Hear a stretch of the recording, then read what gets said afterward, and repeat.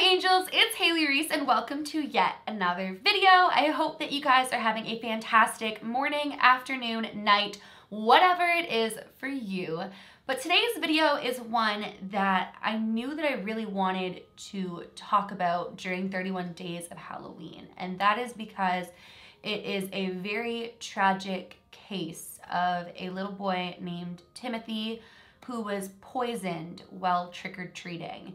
And it's a very sad case, but it also has a twist that is just so absolutely insane. So I figured since it is October, we are approaching Halloween, why not dive on into this case and share it with you guys. But before we get into today's video, I am so excited to let you guys know that today's video has been sponsored by Hunt a Killer. You may have actually heard about this box from my best friend, Andrew TMI, who's also here on YouTube. And he's worked with Hunt a Killer so many times in the past. And he's told me, like, in person, over the phone, how much he truly loves this game. So I knew that I had to check out Hunt a Killer for myself. And after I did, I knew that I had to share it with you guys. Lately, I've been finding myself watching so many true crime shows and trying to figure out in my mind who the killer was, who the kidnapper was, and kind of piece together the crime in my mind. But I've also noticed that recently I've been spending a lot more time consumed in my television or in my phone, and I haven't really been engaging in activities that are unrelated to media. Hunt a Killer is a murder mystery box filled with documents, audio recordings, evidence, and case files to assist you in eliminating suspects and ultimately finding the killer. You hunt the killer. Depending on your detective style, you can play the game completely alone, or you can team up with friends and family to figure out who the killer is. And in my opinion, I think this game is absolutely perfect for a Halloween party or even just a fall-winter game that keeps you inside but keeps your brain going, you know? When I tell you guys the quality of this game and the thought that's went into this game is top-notch, I am completely not exaggerating. Like, looking in this file, I feel like a real detective because there's like oh my god. Whoops.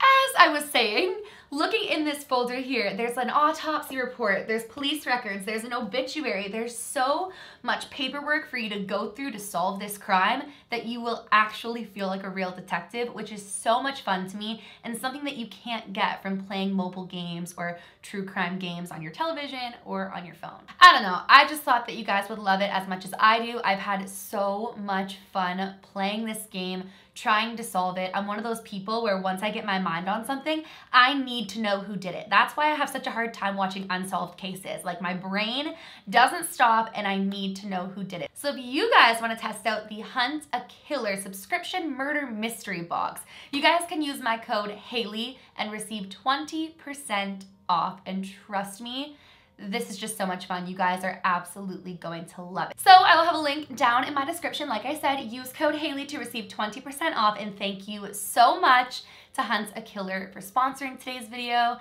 Andrew was right. You guys are amazing. But without further ado, we are going to dive into a real life case that has been solved. And when you guys hear how this happened and the motive behind it, it's going to be shocking to you and devastating to you. But this is a true crime Halloween case of a little boy who tragically lost his life. So it was October 31st, 1974, when a man by the name of Ronald O'Brien and his wife and two children, Timothy, who was 8 years old, and Elizabeth, who was 5 years old, were getting ready for Halloween. The family was having dinner with a man named Jim Bates, his wife, and their child. And after finishing up dinner, Ronald and Jim decided to take their kids trick-or-treating. At one point during trick-or-treating, they'd stopped at a home and knocked on the door, but nobody had answered. And eventually, Ronald kind of fell behind the group. He would eventually catch back up to the group, though, with 5 pixie sticks in his hands. whom he claimed he received from a rich neighbor he'd stumbled upon. As Timothy was getting ready for bed later that evening, he asked if he could have some of his candy. And this is so normal in my mind. Like, every single time that I went trick-or-treating, my family would have us kind of categorize all the candy because I'm deathly allergic to peanuts. So that would go into a whole nother pile. And then my mom would inspect the candy, which naturally after a case like this happens, I think a lot of families inspect the candy. But we were always allowed to have like 1 or 2 treats after trick-or-treating. You're excited, you want to taste your candy. And so Timothy asked if he could have some candy. And he chose the Pixie Stick, or the Pixie Sticks candy. Now, when Timothy tasted the candy, he immediately complained about the bitter taste of the candy. So they gave him some Kool-Aid to wash down the bitter taste, and that was kind of that. But right after this, Timothy almost immediately started complaining that he wasn't feeling right. I believe it started with a stomach ache. He just felt really off until eventually he became violently ill. He was throwing up uncontrollably and would unfortunately pass away on the ride to the hospital. An autopsy report would prove that the top 2 inches of the Pixie Sticks had been packed with cyanide. And immediately the police conducted an investigation, retrieving the other 4 Pixie Sticks that had also been poisoned, but none of the kids had opened them to eat it yet. Now, where things started getting really strange was that Ronald had difficulty recollecting where he'd received the Pixie Sticks. He couldn't quite tell the police which home it was or where it was that he got it until eventually he pointed to one home in particular. The home was on Donerail Drive, but there would be one problem in that tale, and that was that the homeowner had been at work until 11 o'clock at night on Halloween night, and this was proven by multiple witnesses and people who came forward saying that he was, in fact, at work. So it would have been impossible for him to have given out Pixie Sticks candy. It was around this time when the police realized that there was no way to trace where the candy came from that they kind of started looking at Ronald as a little bit of a suspect. They found it really strange that in the search for who had given the candy that had murdered his son, he really wasn't helpful at all and couldn't come up with any answer as to where the candy came from. So they started to question if perhaps he had some involvement in it. Now, one thing that I will say while looking into that aspect of the case is that maybe you could argue that he was so distraught over what had happened, his mind was kind of a blur. We've talked about on my channel multiple times that certain people deal with trauma different than each other. You can't take how one person would react in a situation and compare it to another and say that one type of way is the right way. But it was alarming that he couldn't pinpoint where the candy had came from. When they started digging into Ronald's life, they realized that he'd been fired from 21 jobs in 10 years and had accumulated a great deal of debt. Actually, specifically, he was in around $100,000 worth of debt. Now, a motive started coming into play when the police discovered that he'd recently taken out a total of $60,000 life insurance policy on his children. So suddenly there was a motive. Perhaps because he was so in debt, maybe he'd done this to his son Timothy in order to get the life insurance policy. It was then discovered that he'd been asking an acquaintance who was familiar with cyanide how much cyanide it would take to kill a person. And even more suspicious, a clerk from a Houston area chemical company said that a man had came in inquiring about purchasing cyanide, but quickly left when he found out that he'd have to buy it in bulk. Which, if you think about it, you don't want that much cyanide because suddenly you would look more suspicious if it was discovered. The less you have, the easier it is to dispose of the evidence. Why it was so strange is because while the clerk couldn't remember enough about the person to identify whether or not Ronald was him, he was able to describe what the man had been wearing. He described that the man was wearing like a beige or blue smock that kind of resembled that of a doctor. And Ronald was an optician, so that was the exact type of uniform that he would wear to work. So that's where it kind of got all the more suspicious. The police were then granted a warrant, and upon doing so, they discovered scissors with plastic residue still on them that resembled that of the Pixie Sticks. So Ronald was placed under arrest, but he refused to crack. He would not admit what he'd done. He continuously just kept his innocence, wouldn't speak, and just wouldn't admit to the crime that he'd committed, the horrific murder of his son. Ronald entered a not guilty plea, and he continuously stood by the fact that there was somebody out there who had done this, who had used Halloween as an excuse to cause harm to children, that there was 5 lace pixie sticks, and why would there be 5 if the only purpose was to kill his son? And he just kept on pushing that angle, saying, the real killer is out there. It's not me. In May of 1975, Ronald was put on trial and was now being referred to by the media as the man who killed Halloween.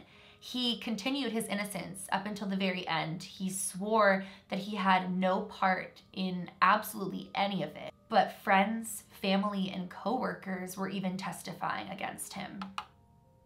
What is that? On June 3rd of 1975, it took just 46 minutes for the jury to return with a decision.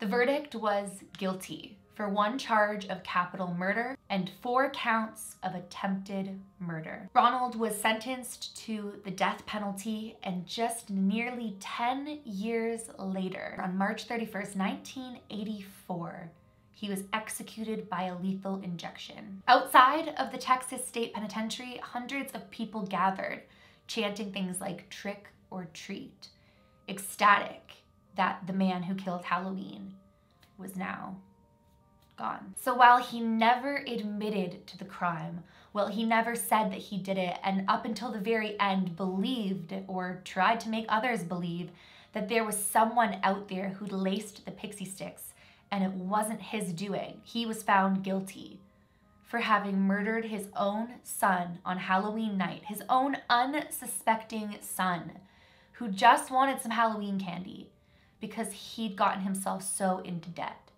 Like, I can't even fathom somebody thinking the solution to their debt is a life insurance policy on their children or their child. I don't know, it's just so upsetting to me. And to think that there was 4 other pixie sticks given to other children that could have killed them as well is horrifying. I mean, if you think about it, actually, I can only assume that in his mind, he believed that by poisoning other children, it takes the heat off of him. Like, if 5 children die, it's not so suspicious based around just Timothy and Timothy's death. It's more so about these 5 children and whoever had done it. But it's very suspicious right from the get-go that he was the one who found these pixie sticks after having fallen behind the group. I don't know, you guys. I just think it is such a tragic case. I think that it's so sad that even now we live in a time where candy has to be so carefully inspected. I remember being a kid and my family just like really looking into every single piece of candy that I got to make sure, and if it even looked slightly weird, the candy was thrown out. Either way, that is the case of Timothy O'Brien. It is so heartbreaking and so sad and just devastating that a father could do that to his own child. But I hope that you guys enjoyed hearing about this case anyways. If you wondered where checking the candy came from, I'm sure this is one of the biggest reasons why, although I'm sure there's other cases all across the world, unfortunately, of Halloween candy being tampered with. Like I said earlier, thank you so much to Hunt a Killer for sponsoring today's video. If you guys want to become a detective of your own, use my code Hailey for 20% off. And yeah, that's it for today's video. If you guys are new to my channel or you are just not yet subscribed but you do enjoy my videos, I would really love it if you would go ahead and click that subscribe button. And please give this video a big thumbs up if you did enjoy it. Remember, my loves, do all things with kindness. And until tomorrow, I love you guys.